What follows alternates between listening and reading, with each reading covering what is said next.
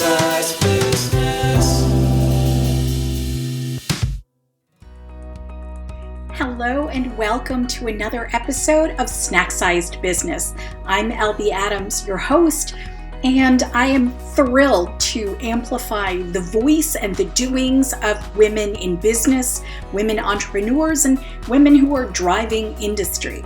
So today I'm really excited about my conversation with Krissa Watry. So I first became aware of Krissa several years ago at a Creative Mornings event, which is sort of a social get-together where you get to hear people who are making whatever talk about how they do what they do. And so again, that's where I first became aware of her, and I thought she was such an extraordinary person that I definitely wanted to have another conversation with her.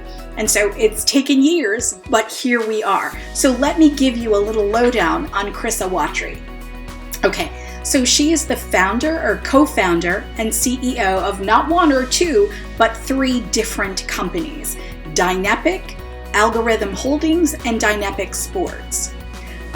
She knew at a very young age that she wanted to go to MIT and be an engineer, and she accomplished both. She served as an officer in the United States Air Force. And then in 2019, she and her husband lost all of their possessions to black mold. And she says her health went with it. I want to dig into that with her a little bit more. But she says she's been healing since with real food and fresh air. And speaking of fresh air, she loves adventure, and her free time is spent in the mountains doing anything: hiking, biking, snowboarding, and rock climbing. She is currently designing an off-the-grid house, which she plans to build herself with concrete, steel, and glass. I can't wait to talk to her about that. So please welcome to the show, Krissa Watry. Hello and welcome to Snack-sized Business, Krissa Watry. I'm ridiculously excited to have you here. Hey, thank you for having me. It's a pleasure. It's an absolute pleasure. I've watched you from afar, and it's a pleasure to be on today. Oh, yay. Thank you so much. All right, so I have already given our audience your 5 or 6 biographical facts, but there was a couple of questions I had. So if you don't mind, I'd love to dig into, you said you lost all of your possessions in 2019 and your health to black mold. So can you tell me a little bit more about that? That's catastrophic. It is, and it changed my life, and I think it changed the trajectory. We had Stachybotrys, black mold. Yes, I can say all the different Aspergillus, all the different mold types.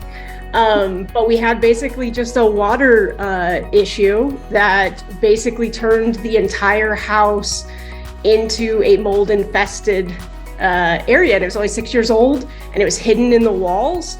And no one knew about it until I started basically going blind.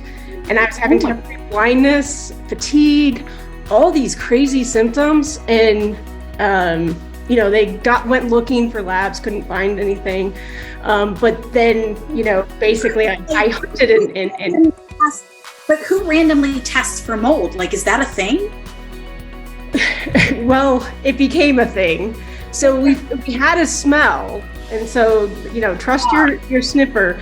We had a smell that we went chasing, and I took a hammer to the wall, and that's when we revealed it. And truly now looking back on that, all the microspore fragments and everything, my body's so attuned to it. If I get around anything that was ever close to it, my body the nervous system stops. I lose control of my hands and stuff.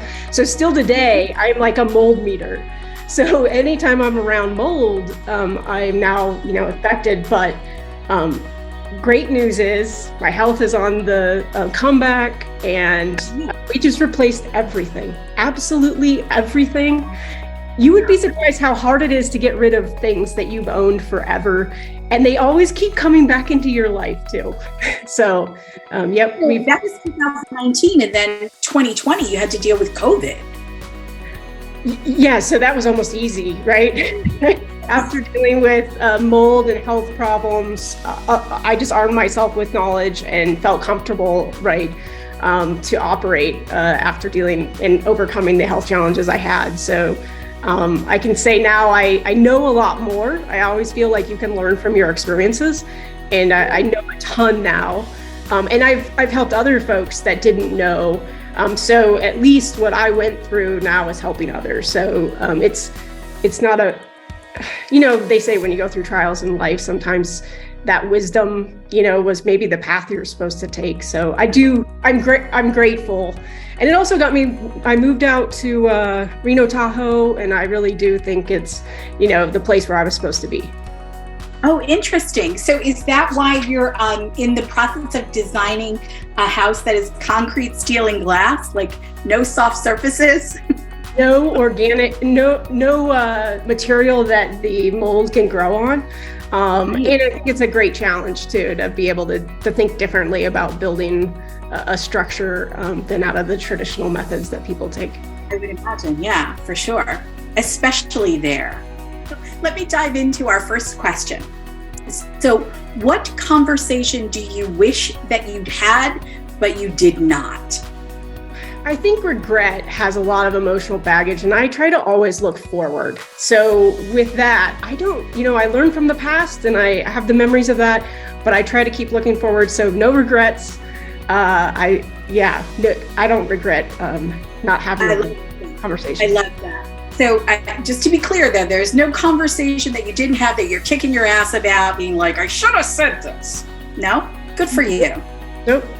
Awesome. Okay, question number 2. What do you love about what you do? So what I do is really challenging. And I feel like sometimes the hardest challenges lead to the greatest rewards or views and I've always been one to kind of, thrive on that. But I think mostly what kind of my guiding light is that I like to improve people's lives. So all of my companies are around helping to improve a life. And it's funny how one small decision can make such a big impact. And one small idea brought to reality can really impact someone's lives. So in my sports company, I reinvented the handle. And I love that I see people all over the world using my handles to improve their performance and achieve the appearance and physical strength that they're looking to achieve. And then at Dynepic, I love our technology and our platforms used by the U.S. military to help level up our troops. So with that, it's just fantastic because they get to improve and learn and use that infrastructure to make sure that we can be prepared for our future adversaries. Right. So it's interesting, and I referenced this when I was sharing with our audience your 5 or 6 biographical facts. So I was trying to recall when I first met you or knew of you, and it was several years ago at a Creative Mornings event. I don't know if you remember that. I do. And then as I was recollecting it, I was like, was she talking about handles? Was that really it? Am I imagining that? I was like, how could that be? And I had this whole conversation in my head. I'm glad to know that I'm not freaking crazy. Yeah, I got handle prototypes sitting next to me. So yes, absolutely. I mean, reinventing my recollection is accurate. Yes, it is. I love that. Okay, here's my third and final structured question. What communication advice do you live by?